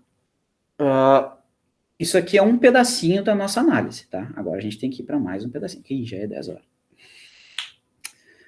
Eu vou falar mais um pouquinho e daí a gente vai fazer um intervalo, tá? Só mais um pouquinho. Vamos lá. Tá. Mas beleza, a gente fez toda uma ladainha para encontrar a relação entre o valor da indutância, que tu já sabe, que tu já projetou o valor da indutância, com as características físicas do teu circuito. Então, toda essa ladainha que a gente fez até agora, né, de Farad, de Ampere, badabim, badabum, tudo isso aí para achar que uma equação que relaciona o valor da indutância com as características físicas do circuito. Foi isso que a gente achou aqui, ó, né, o valor do L, ó. A gente achou isso aí. Agora, o que acontece? Bom, como é que eu defino essas características físicas? Como é que eu venho aqui e digo, eu tenho que usar tal AE, eu tenho que usar tal NP, tal Mi, tal LM? Como que eu digo isso? Aí entra o método AEAW. Agora que a gente calcula o produto AE vezes AW.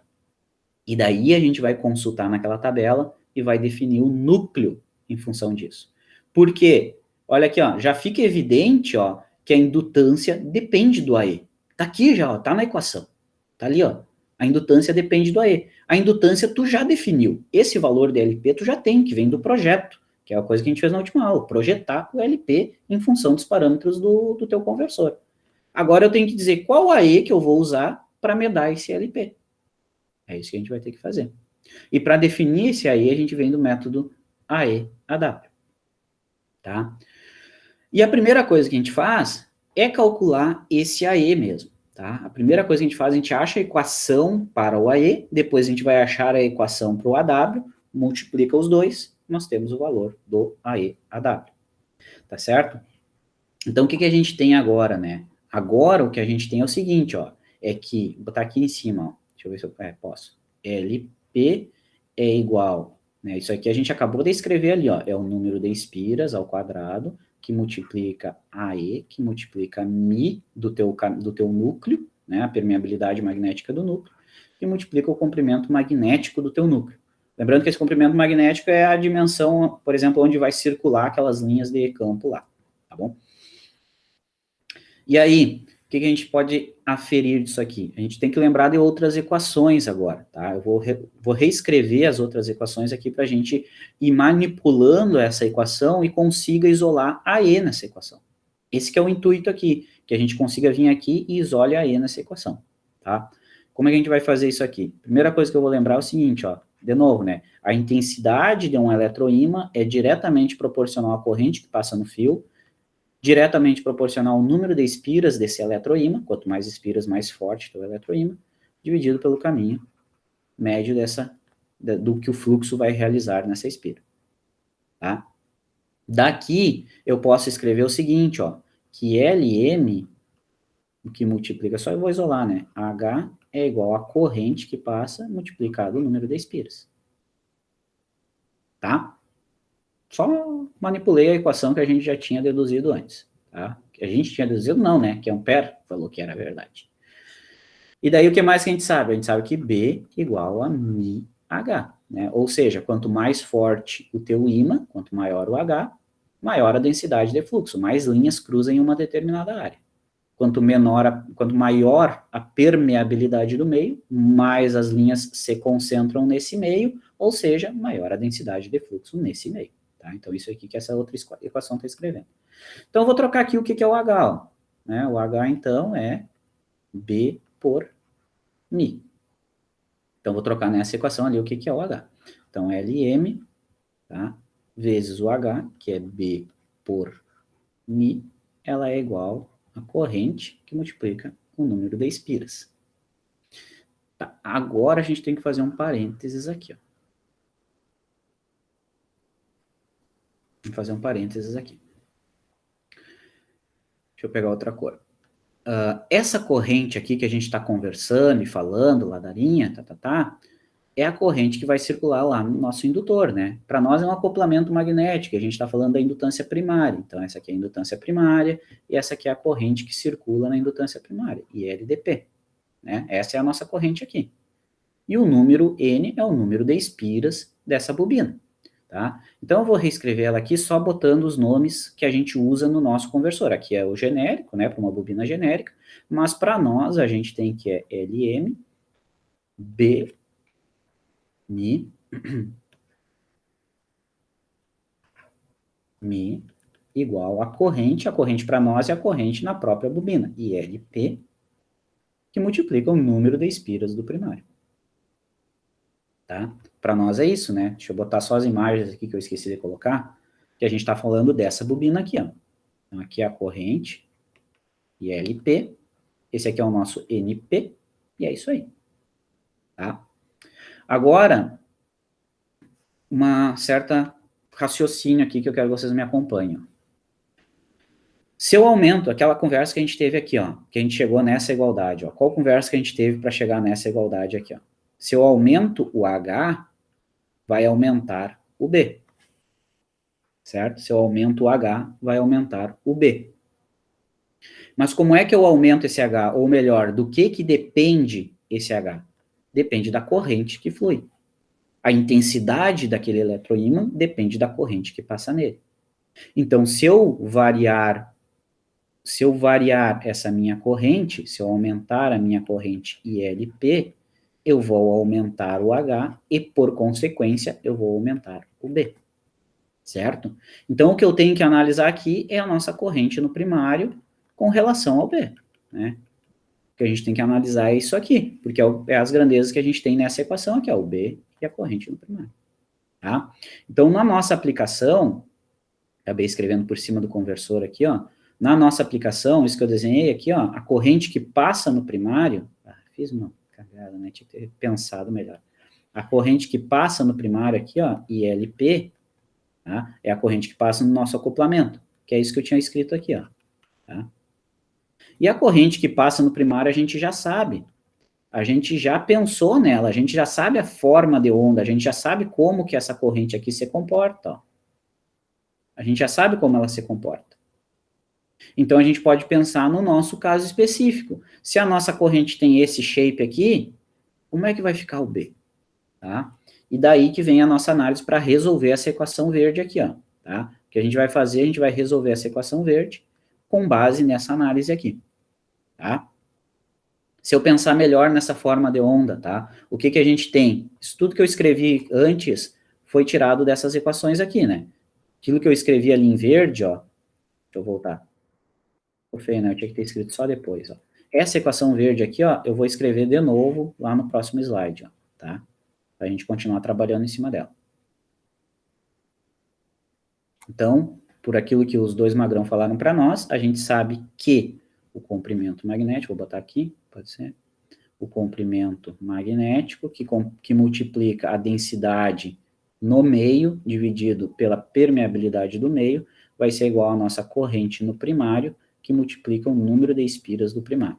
Tá? Só copiei aquela equação de novo, que veio dessas duas aqui, tá? Veio da análise dessas aqui, a gente chegou nisso aqui. Tá, e aí? Eu disse que quanto maior a corrente, por consequência, né? Quanto maior a corrente, por consequência vai ser maior a intensidade desse eletroímã, e por consequência vai aumentar a densidade. O que é essa densidade? Lembra o que é essa densidade aqui, ó? Essa densidade é o número de linhas que passam naquela área, né? O que a gente está analisando é essa área da perna central. Então, é o número de linhas de campo que vão passar ali dentro. Quanto maior a corrente, mais linhas vai passar ali, né? Porque quanto maior a corrente, ó, cadê? Quanto maior a corrente, maior o H, ou seja, mais linhas vão passar aqui dentro dessa área.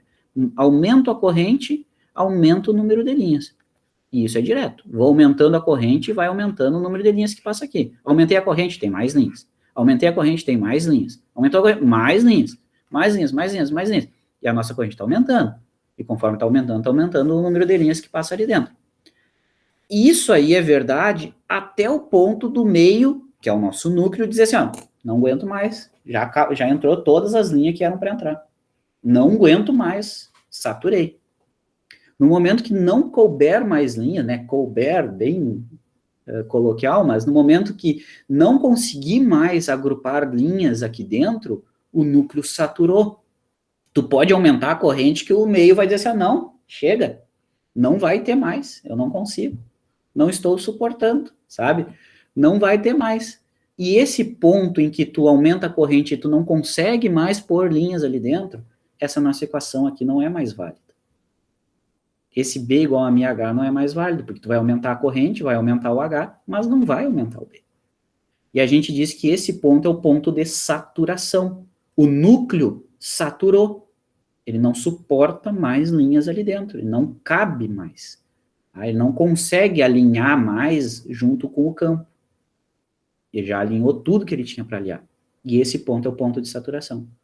E vocês viram já, eu acredito, uma curva que relaciona esse comportamento do valor do H, que depende da corrente, né? Quanto maior a corrente, maior o H, com o valor do B. E chega a um ponto em que não tem mais B, o B saturou. Então, mesmo que tu aumente o H, olha aqui, ó, no eixo X tu tem o H e no eixo Y tu tem o B, mesmo que tu aumente o H para valores muito grandes, ou seja, tu tem uma corrente muito grande, não vai ter mais aumento de B. O B saturou. A gente diz que ele chegou num B de saturação. E quando o B entra no valor de saturação, ou seja, se eu pegasse, por exemplo, Hs maiores que esse limite aqui, ó, quando o B entrou na saturação, quando o meu núcleo saturou, ele não se comporta mais como um indutor.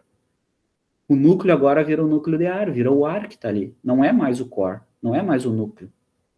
Então está saturado. Parou de funcionar do jeito que tinha que funcionar. Não é mais válido. Então eu tenho que garantir para o meu núcleo que ele nunca entre em saturação para o meu indutor continuar trabalhando como indutor. Eu tenho que garantir que esse B que eu estou usando aqui, ele seja um B máximo menor que o B de saturação.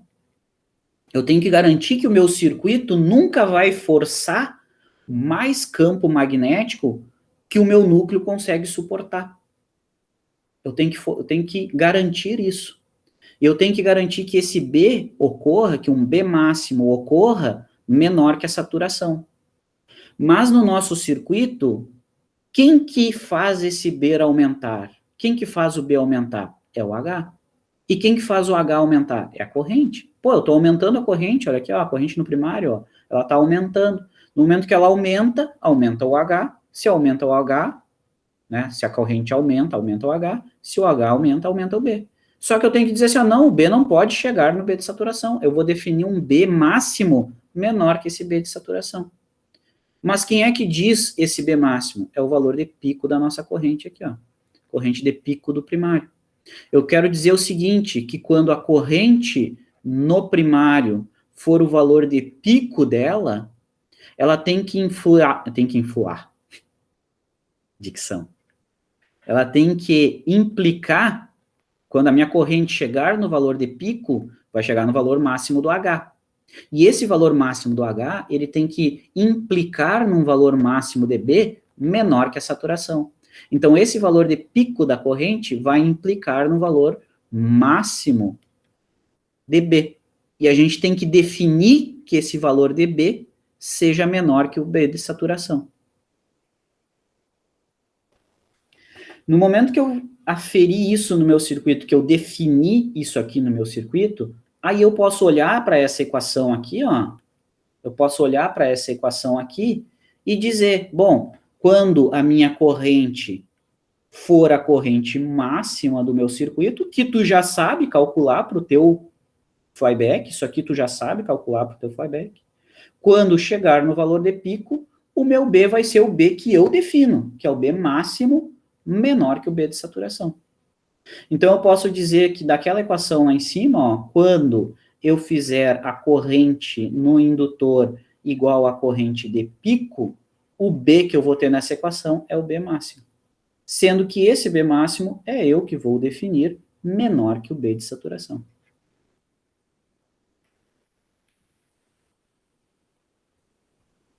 Me acompanharam até aqui?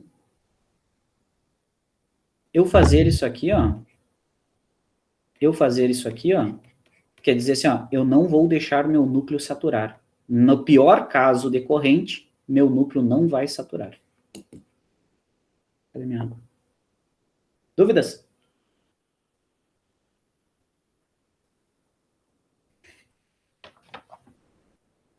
Nenhuma? Nenhuma. Ou todas, né? Ou muitas. Vamos seguir nessa equação aqui, ó. No momento que eu inferir isso no comportamento do meu núcleo, eu posso escrever, então, que aquele comprimento médio do meu circuito, ele vai ser igual à corrente de pico no meu enrolamento primário, que vem lá da análise do conversor, que multiplica o número de espiras, que eu ainda não sei, que multiplica a permeabilidade do meio, que divide por B máximo que eu vou definir. Certo? Esse aqui é meu LM. Ah, mas por que eu calculei LM? Bom, agora a gente joga LM na equação da indutância e vê no que dá. Tá? Deixa eu copiar essas equações lá para o outro lado. Vou passar da slide. Dúvida aqui?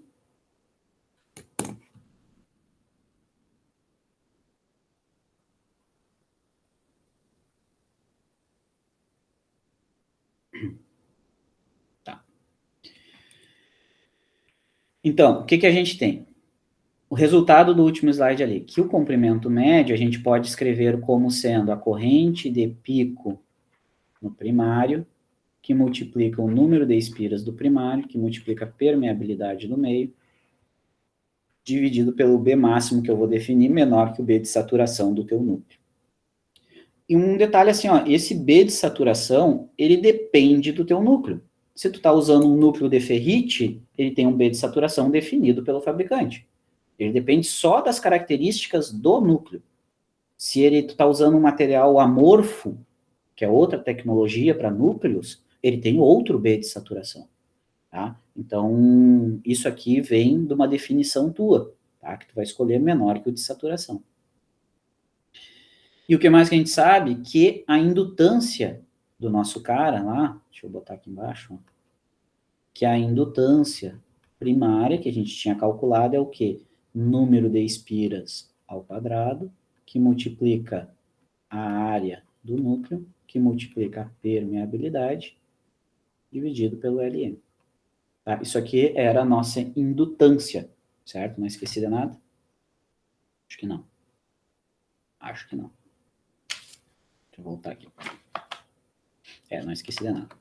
Então, essa aqui é a equação da indutância, que a gente chegou lá juntando os conhecimentos de Faraday e Ampère, e agora manipulando a equação, essas duas equações, colocando no ponto pior, que é o ponto de pico da corrente do primário, a gente chegou nessa outra equaçãozinha. Agora, a gente joga esse comprimento magnético dentro da equação da indutância. Então, a gente vai ficar com LP igual a NP ao quadrado, que multiplica a E ao quadrado, a E, que multiplica a Mi, dividido por LM. Mas quem que é LM? LM é essa bagaça aqui, ó. Então, vou colocar ela lá, ó. IL P de pico. Peraí. Aqui, ILP de pico, que multiplica número de espiras, que multiplica a Mi, dividido por B máximo. Tá? Isso aqui eu só copiei aquela equação ali do LM, ó. Tá? Joguei o LM ali embaixo. E aí, o que dá para simplificar aqui? Deixa eu pegar outra cor. Tá? O que a gente já consegue cortar nessa galera aí? Ó? A gente consegue eliminar esse NP com esse quadrado, esse Mi com esse Mi, e só isso, né? Só isso. Então, a gente vai ficar com LP, que, ó, daqui eu tiro que LP é igual a N, que multiplica AE, dividido pela corrente dP de pico, e LP de pico, que multiplica o teu Bmax. Tá? Essa é a equação da indutância. Mas, LP tu sabe, né? LP tu sabe. Vem lá do projeto. Corrente de pico, tu sabe. porque vem lá do projeto, vem lá da análise. Bmax, tu sabe, porque tu vai definir menor que o B de saturação do núcleo, da tecnologia de núcleo que tu escolher. Bom, NP tu ainda não sabe, mas eu posso isolar a equação para AE. Então, eu vou isolar AE naquela equação, que vai ficar da seguinte forma. LP, que multiplica a corrente no enrolamento primário de pico, dividido por NP, que multiplica o Bmax. E aí eu achei a equação para a dimensão AE. Ela depende da indutância, que vem do teu projeto, depende do valor de pico na corrente do primário, que vem da tua análise, depende do Bmax, que vem da tua definição de tecnologia de núcleo. Quando tu definir, vou usar ferrite, então ferrite tem um B de saturação, tu vai definir Bmax menor que o B de saturação, e o NP tu ainda não sabe. E aí que vem a jogada. Por que tu usa o produto AE-AW? Que agora a gente vai achar o AW para tentar resolver isso aqui para nós.